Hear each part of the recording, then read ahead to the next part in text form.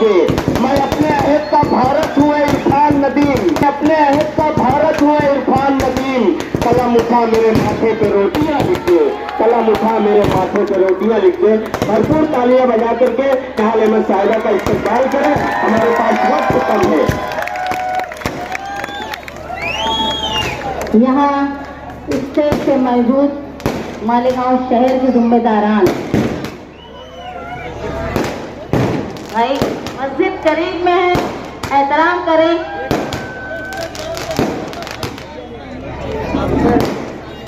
और आप तमाम साथियों, यहाँ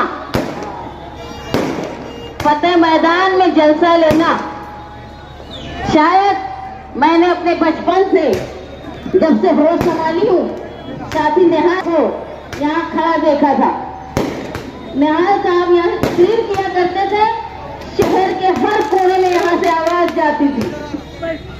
मैं मानती हूँ कि मालेगांव शहर एक ऐसा सियासी सूझबूझ रखने वाला शहर है कि जिसने साथी निहाल अहमद के साथ ऐसी मोहब्बत निभाई कि वो निहाल अहमद के वर्षा, वो ताकत पीढ़ियों से दी जा रही है कि आप लोगों की ताकत की वजह से आज मैं सालों बाद निहाल अहमद की जगह पे खड़े होकर तकरीर कर रही हूँ।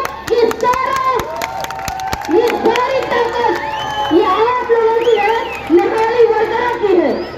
इसीलिए हम लोग गुरूर से कहते हैं कि दबदबा था, दबदबा है और दबदबा आगे भी रहेगा, आप लोगों की वजह से। बता भाई कि आज तक मालेगांव की सियासत में पीढ़ियों से चले आए ऐसे वर्कर नहीं होंगे। हमारे पास आज भी वर्कर है जिनके परदादा भी हमारे साथ थे, साहब के साथ थे, दादा भी थे, वालिद भी थे, उनके लड़के भी हमारे साथ हैं। ऐसी खुशनसीबी शायद इस किसी सियासी खानदान को किसी ने दिया होगा जो मालेगांव शहर साथी निहाल अहमद को दे रहा है। आप लोगों का यहाँ आना, हमारी इलेक्शन में हिस्सा लेना, सबसे अहम बात यह है कि हिंदुस्तान का दस्तूर खतरे में और हिंदुस्तान के दस्तूर को बचाने की जिम्मेदारी सबसे बड़ी किसके कंधों पे है, जिसको सबसे कमजोर कौम मानी जाती है, तुम्हारे कंधों पे है, अकलियत के कंधों पे है।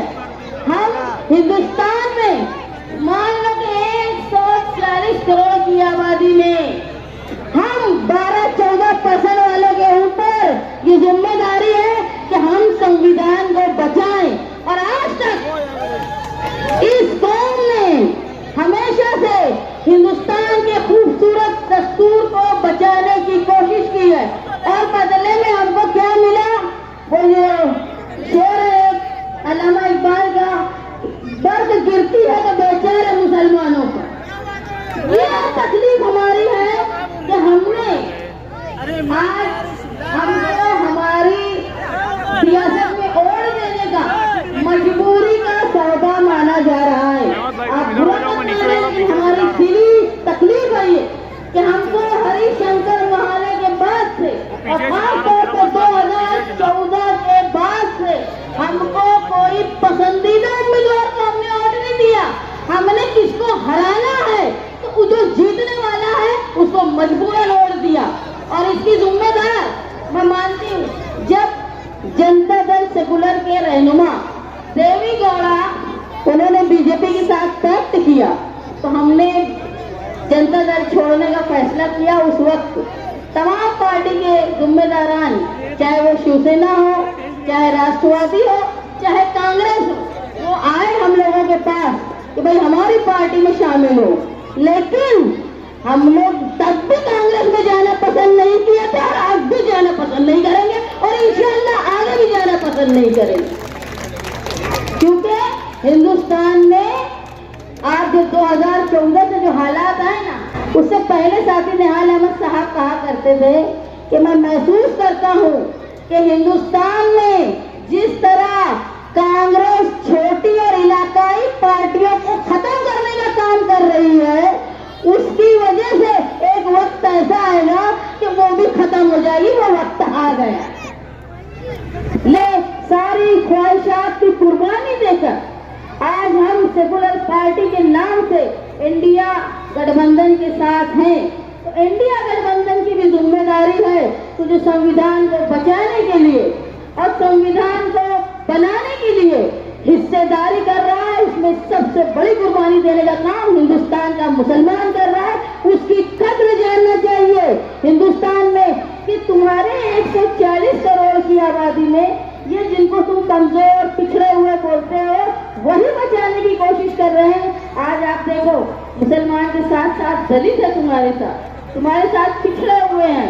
अभी ये इंडिया बनने से पहले ही अखिलेश यादव साहब ने जिम्मेदारी है कि फिर एक बार हमको कांग्रेस को सहारा देना है।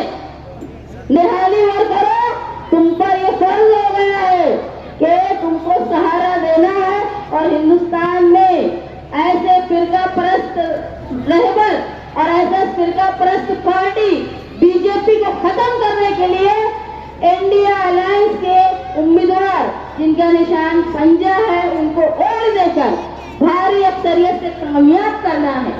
आप लोग यहाँ आए और साथी निहाल अहमद साहब की तारीखी जगह है जहाँ साथी निहाल अहमद साहब अपने ख्यालात का इजहार किया करते थे।